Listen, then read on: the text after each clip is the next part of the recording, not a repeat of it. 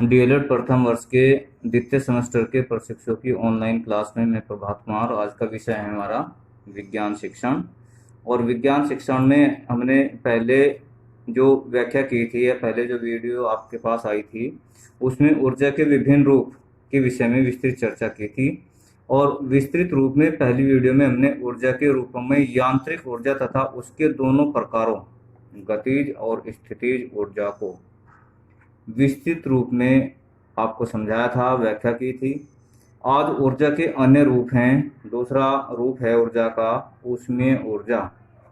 वह ऊर्जा जो वस्तु के गर्म होने का बोध कराती है, ऊष्मीय ऊर्जा कहलाती है। ईंधन जलाने से अथवा सौर विकिरण से ऊष्मीय ऊर्जा उत्पन्न होती है, जैसे भाप इंजन, पेट्रोल इंजन तथा डीजल इंजन में ऊष्मीय ऊर्जा का उपयोग किया जाता है। जेम्स वाट ने भी इस ऊर्जा का उपयोग करके भाप के इंजन का आविष्कार किया था। तीसरे नंबर पर है हमारी प्रकाशीय ऊर्जा। वह ऊर्जा जिसकी उपस्थिति में हम अन्य वस्तुओं को देख सकते हैं, प्रकाशीय ऊर्जा कहलाती है। प्रकाश के कारण ही आंखों के द्वारा इस जगत में रंग, जैसे विभिन्न प्रकार के रंग हमें दिखाई देते हैं हमारी आंखों के द्वारा, तथा प्रकाश से उत्पन्न अद्भुत विविधता को हम देख सकते हैं। प्रकाश के द्वारा ही विश्व के अद्भुत दृश्यों को हम देख सकते हैं। आंख, कैमरे तथा दूरबीन की तरह ही यह प्रकाशीय एक उपकरण भी है। पृथ्वी पर सूर्य प्रकाशीय ऊर्जा का एक प्राकृतिक स्रोत है। सबसे इम्पोर्टेंट, सबसे जो अहम है वो सूर्य है। सूर्य ही पृथ्वी पर पूरा सबसे, जिसको हम बड़ा कह सकते हैं, एक प्रकाशीय ऊर्जा का स्रोत है। 4 नंबर पर आती है हमारी चुंबकीय ऊर्जा।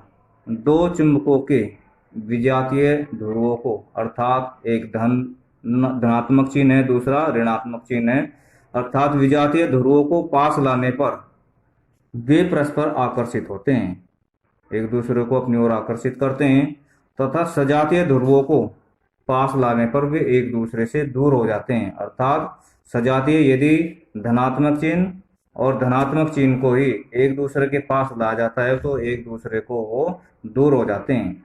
इस प्रकार जब एक चुंबक को लोहे के टुकड़े के समीप लाया जाता है तो यह इन्हें अपनी ओर आकर्षित करने लगती है।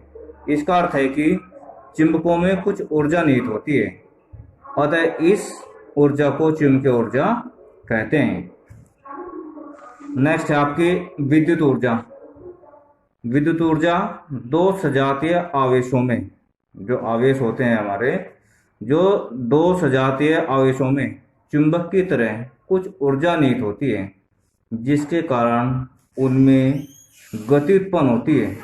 अतः विद्युत आवेशों में निहित ऊर्जा विद्युत ऊर्जा कहलाती है।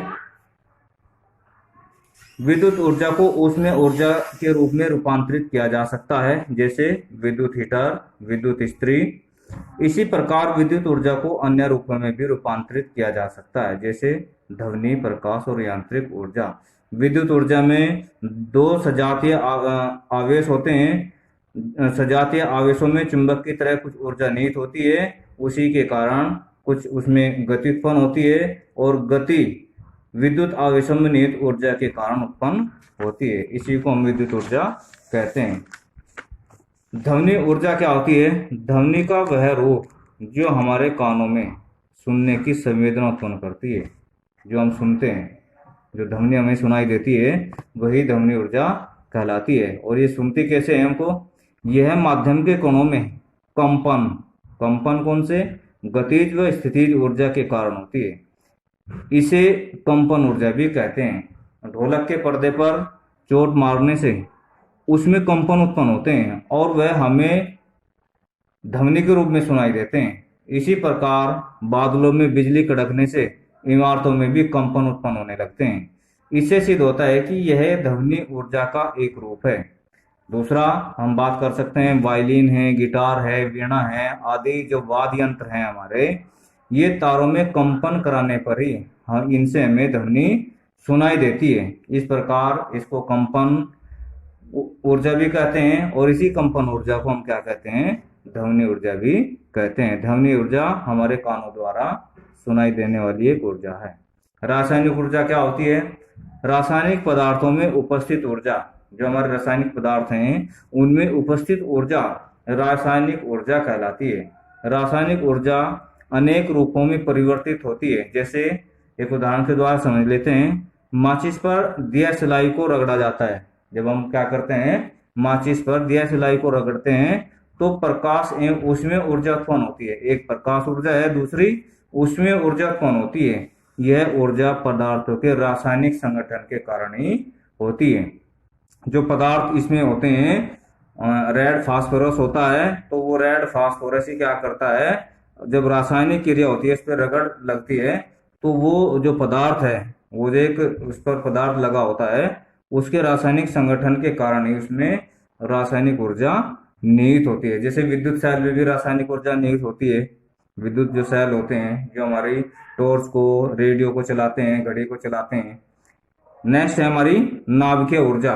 परमाणु का नाभिक भी ऊर्जा का भंडार है। जो हमारे परमाणु होते हैं, नाभिक होते हैं परमाणु का, वो क्या होते हैं, परमाणु का नाभिक भी ऊर्जा का एक विशेष भंडार है। इसका उपयोग करके विभिन्न प्रकार के परमाणु बम बनाए जा सकते हैं, नाभिकीय बम बनाए जा सकते हैं।